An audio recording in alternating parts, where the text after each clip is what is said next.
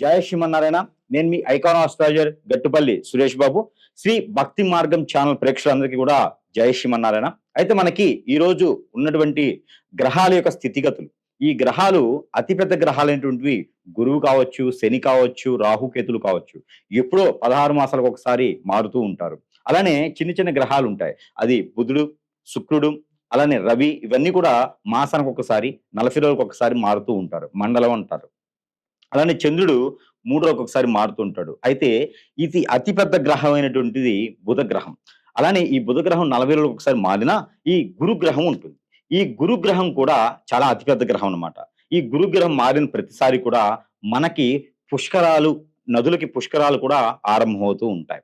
అది ఒక్కటే మనకి సూచనగా మనం గుర్తుపెట్టుకోవచ్చు. అయితే ఈ గురుగ్రహం, అతిపెద్దైనటువంటి గురుగ్రహం కూడా ఇప్పుడు మిథున రాశి నుంచి కర్కాటక రాశికి సంచరిస్తూ ఉంది. ఇది 2026 సంవత్సరం జూన్ 2వ తారీఖున ఉదయం 4:55 మిథున రాశి నుంచి కర్కాటక రాశికి గురు సంచారం అనేది అవుతుంది. ఆ తదుపరి రెండు రోజుల్లోనే, అంటే 3వ తారీఖు రాత్రి, అంటే 4వ తారీఖు ఉదయించే లోపున శుక్రుడు కూడా సంచరిస్తూ ఉన్నారు.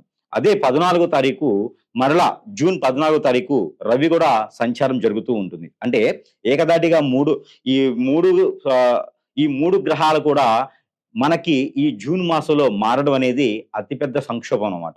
అంటే ద్వాదశ రాశుల వారికి మిశ్రమం, అలానే గోచార ప్రకారంగా చూసుకున్నప్పటికీ కూడా, దశ అంతర్దశల్లో చూసుకున్నప్పటికీ కూడా వారికి మిశ్రమ ఫలితాలు, అశుభ ఫలితాలు, మధ్యస్థంగా ఉండేటువంటి ఫలితాలు లేదా శుభ ఫలితాలు కూడా మనకి సూచిస్తూ ఉంటాయి. అదే తరుణంలో ఈ గురు మార్పిడి వలన ద్వాదశ రాశుల వారికి, అంటే మేషరాశి నుంచి మీనరాశి వారికి కూడా ద్వాదశ రాశిలో ఎలా ఉంటుంది అనేది పరిగణనలో తీసుకోవాలి. అప్పుడు ఒక్కొక్క రాశి గురించి మనము చెప్పుకుంటూ వెళ్ళాలి. అయితే ఈ అతిపెద్ద గ్రహము గురు గ్రహం కర్కాటక రాశిలో రావడం వల్ల ఇక్కడ మనకి చూసినట్టయితే కనుక మన భారతదేశానికి నిత్యావసర వస్తువులు కొంచెం రేటు ఎక్కువ అయ్యేలా కనపడుతున్నాయి. అలానే యుద్ధ వాతావరణం కానీ, వైరస్లు కానీ కూడా కొంచెం వెదజల్లేలా కనపడుతూ ఉన్నాయి. ఎవరైనా ఎక్కడైనా సరే ఈ నదుల స్నానానికి వెళ్ళేటప్పుడు కనుక ఖచ్చితంగా ప్రికాషన్స్ తీసుకొని వెళ్ళవలసిందిగా మనవి. లేదు అంటే కనుక ఖచ్చితంగా మనకి అది జ్వరంతోనో జలుబుతోనో మొదలయ్యేసి అది ఎక్కడ దాకో దారితీస్తుంది. అనారోగ్యంగా ఉన్నవారు, ఇమ్యూనిటీ పవర్స్ లేనివారు, పెద్దవారు, ముసలివారు, ఆరోగ్యం సహకరించని వారు ఇలాంటి నదుల స్నానానికి, ఇలా జనారణ్యంలో వెళ్ళకపోవటమే చాలా ఉత్తమం. ఊరిలో కాదు, మన ఇంటి పైనోళ్ళు, కిందోళ్ళు, పక్కనోళ్ళు, వెనకోళ్ళు, ముందోళ్ళు వెళ్తూ ఉంటారు. వాళ్ళు వెళ్ళినప్పుడైనా సరే అక్కడి నుంచి నీళ్లు తీసుకొచ్చి ఇంట్లో స్నానం చేసినా కూడా మనకి పుణ్య ఫలితం అనేది ఉంటుంది.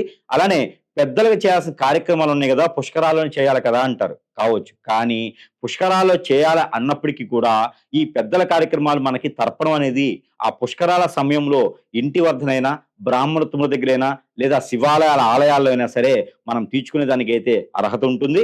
ఆ ఒక అవకాశం కూడా ఉంటుంది. అక్కడికే వెళ్ళి చేయాలి అనేది లేదు. మీ ఆరోగ్య సహకరించిన మేర ప్రికాషన్స్ తీసుకొని మీరు ఈ పుణ్య స్నానాలు ఆచరించవలసిందిగా మనవి. అలానే మనకిప్పుడు ఈ ద్వాదశ రాశులు ఏవైతే ఉన్నాయో, ఈ యొక్క జూన్ 2వ తారీఖు నుంచి అక్టోబర్ 31వ తారీఖు వరకు కూడా ఈ కర్కాటక రాశిలో సంచరించేటువంటి గురువు, ఈ గురువుతో పాటు మధ్యస్థంగా వచ్చిపోతున్నటువంటి శుక్రుడితో పాటు రవి, ఈ 3 గ్రహాల యొక్క కలయికతో శుభ అశుభ ఫలితాలు తెలుసుకునేలాగా ద్వాదశ రాశుల్లో ఒకటి వృషభ రాశి.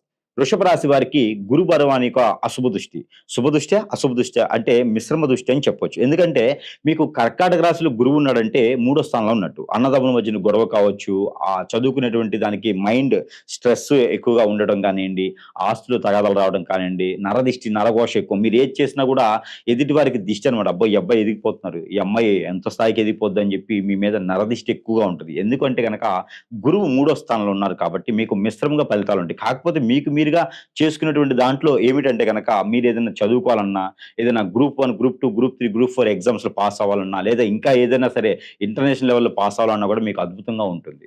మీకు మీరుగా మీరు ఎదుటి వారికి చెప్పకుండా చేసుకోవాలి. ఎదుటి వారికి చెప్పారంటే మాత్రం ఖచ్చితంగా మీ మీద నరదిష్టి ఉంటుంది. మీ దగ్గర ఏమి లేకపోయినా కూడా మీ దగ్గర ఏదో ఉంది, వారికి ఇవ్వలేదని చెప్పి మీ మీద ఏడుపు ఉంటుంది.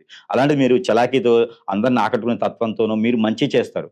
అందరికి బాగుండాలని కోరుకుంటారు. కానీ ఎదుటివారు మిమ్మల్ని అలా కోరుకోరు. మీ దగ్గర ఉంది వాళ్ళకి ఇవ్వలేదని బాధపడి మీ మీద చెడు దృష్టితో హిప్నాటిజం, బ్లాక్ మ్యాజిక్, వశీకరణ, బాగలముఖి లాంటివి చేయించి అష్టదిబ్బలను పాలు చేసి మీరు ముందుకు వెళ్ళకుండా కూడా చేసేస్తూ ఉంటారు. కానీ అలాంటి పరిస్థితులు లేకుండాను ఈ యొక్క గ్రహాల యొక్క స్థితిగతులు మీ గోచార ప్రకారంగా ఎలా ఉన్నా కూడా గురువు కర్కాటక రాశిలో రావడం వలన మీకు మిశ్రమ ఫలితాలే ఉంటాయని చెప్పొచ్చు. కాబట్టి మీరు ఎవరిని నమ్మకండి, ఎవరికి మీ పర్సనల్ విషయాలు చెప్పకండి, ఎవరిని దగ్గర చేసుకోకండి. ఏదైనా సహాయం చేయాలంటే రూపాయి ఇచ్చి వదిలించుకోండి గానీ దగ్గర తెచ్చుకోకండి. అలానే మీకు బంధుమిత్రుల నుంచి వచ్చేటువంటి ఆహ్వానాలు అన్నీ కూడా మీకు శుభప్రదంగా ఉన్నాయి. ఎక్కడైనా ఉంటే గనక పుణ్య కార్యక్రమాలకు గావచ్చు, ఏదైనా శుభ కార్యక్రమాలకు గావచ్చు వెళ్ళారండి. వెళ్లి పాల్గొనడం వల్ల మీకు మంచి జరిగేటువంటి ఆలోచన కనిపిస్తుంది. మీరు ఎప్పుడైనా సరే అప్పులు ఇచ్చుంటే ఆ అప్పులు కూడా వసూలయ్యేలా ఉన్నాయి. కాబట్టి మీకు ఈ గురు భగవానుడు ఒకటి మంచి చేస్తున్నాడు. అదేంటంటే గనక మీరు ఎప్పుడైనా రాజకీయ రంగంలో ఉన్నా, లేదా లీడర్‌షిప్‌లో మీరున్నా, ఏదైనా కంపెనీలో ఇన్వెస్ట్ చేసినా కూడా ఈ రెండిటికి కూడా మీకు మంచి లాభాలు వచ్చేటువంటి ఆలోచన కనిపిస్తుంది. కాబట్టి అలానే షేర్స్ గాని, మ్యూచువల్స్ గాని ఏదైనా చేయాలనుకుంటే కొత్తగా చేసేవాళ్ళు, నిరుద్యోగులు, వ్యాపారస్తులు కూడా ఈ షేర్స్, మ్యూచువల్స్ కూడా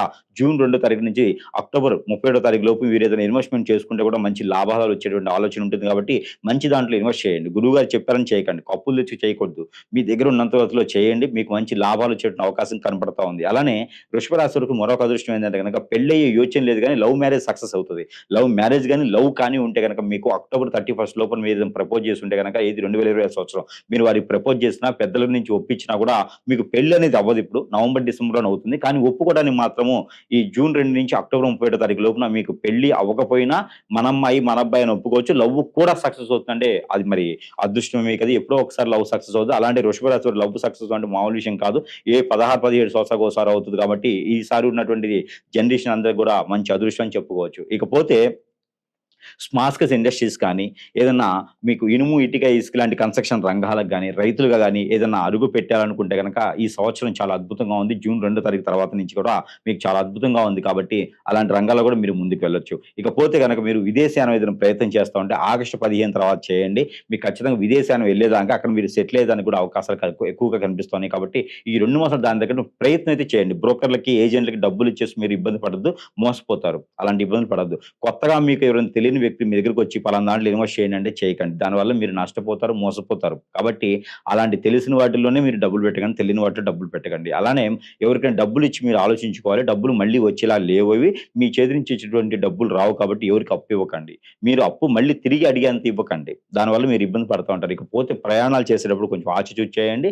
మీరు ప్రయాణాలు చేసేప్పుడు అక్టోబర్‌లో ప్రయాణం చేసేప్పుడైతే మాత్రం కొంచెం మీకేదో గండం కనిపిస్తా ఉంది. ఆ గండం పోయేదానికి ఏందంటే గనక మీరు దక్షిణామూర్తి అభిషేకం గాని, లేదా శివాలయంలో పంచామృత అభిషేకం గాని, వినాయక స్వామి వారికి గరిక బెల్లం పెట్టి అభిషేకం గాని, పట్టు వస్త్రాలు సమర్పించడం గాని చేయండి. ఎక్కడైనా పేదవారు, దిక్కివారు ఉంటే గనక అనాథాశ్రమాలు, వృద్ధాశ్రమాలు, ట్రస్ట్‌లు ఏదైనా ఉంటే గనక ఒక 10 మందికి భోజనం పెట్టిస్తే మీకు ఈ గండం అనేది కొంతమేర తగ్గే అవకాశాలు కనిపిస్తా ఉన్నాయి. ఇక అన్ని రంగాల్లో ఉన్నటువంటి వృషభ రాశి వారికి ఈ గురు అనే వారి వల్ల అశుభ దృష్టి కాకుండా శుభ దృష్టిగా మలుచుకొని గురు భగవానుతో పాటు శుక్ర భగవానుడికి మారుతున్నారు కాబట్టి ఈ 2 భగవాన్ యొక్క శుభ దృష్టి మనకు మలుచుకోవాలన్నా, కాలసర్పదోషం, నాగదోషం, కుజదోషం, కలత్ర దోషాలు తగ్గిపోవాలన్నా తగ్గిపోయేదానికి ముందు ఉపశమనం అవుతుంది.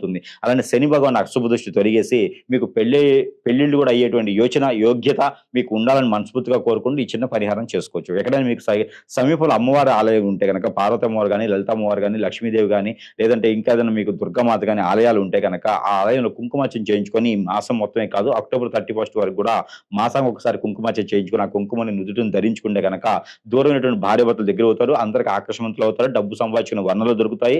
మంచి వ్యాపార వృద్ధి అవుతుంది. పార్ట్నర్‌షిప్ వ్యాపారాలు పెట్టకండి. అలానే ఇన్వెస్ట్‌మెంట్ చూసి పెట్టుకుంటూ ఉండాలి. అలానే మీకు మీరే చేసుకోవాల్సిన పరిహారాలు ఏమిటంటే గనక మీరు ఒక గుడ్డు తీసుకోండి. ఎగ్ కోడిగుడ్డు. ఈ కోడిగుడ్డు ఒకటి తీసుకొని దానిపైన స్వస్తిక్ బ్లాక్ పెన్‌తో రాయండి స్వస్తిక్. స్వస్తిక్ రాసి దాంతో పాటు గసగసాలనుంటాయి. ఈ గసగసాలు ఒక 20 గ్రాములు తీసుకొని ఈ 2 కూడా కలగలిపి దిష్టి తీసుకొని పగలగొట్టకుండా ఎక్కడైనా రోడ్డుకి ఇరువైపులు గాని, డస్ట్‌బిన్‌లో గాని వేసేసేయండి. ఇలా 3 రోజులకు ఒకసారి చేస్తూ ఉంటే గనక మీ మీద ఉన్నటువంటి చెడు దృష్టి, చెడు ప్రభావితం, నరదృష్టి, నర ప్రభావితం ఇవన్నీ కూడా నరఘోష ఇవన్నీ కూడా కొంతమేర ఉపశమనం పొందేలా కనిపిస్తుంది. డబ్బులు కూడా మీరు సంపాదించుకునేలా ఉంటారు. మీరు స్నానం చేసే నీటిలో ప్రతినిత్యం కూడా ఉప్పు గాని, పసుపు గాని, ఆవాలు గాని, మెంతులు గాని ఏదో ఒక చిటికెడైతే వేసుకొని స్నానం చేయండి. లేదంటే రోజ్ వాటర్ అయినా సరే దానిలో వేసుకొని స్నానం చేయాలి. అలా చేసినట్టయితే మీకు ఆ నరదిష్టి ప్రభావం ఎక్కువ రాకుండా ఉంటది. మీ మీద ఏదైనా మీ మంచితనం కోసమో చేసినటువంటి చెడు క్రియలుంటాయి. ఆ చెడు క్రియలు కూడా పోయేలా ఉంటాయి కాబట్టి ప్రతినిత్యం కూడా ఇలా స్నానం చేసే ఆచారం పెట్టుకోండి. జై శ్రీమన్నారాయణ.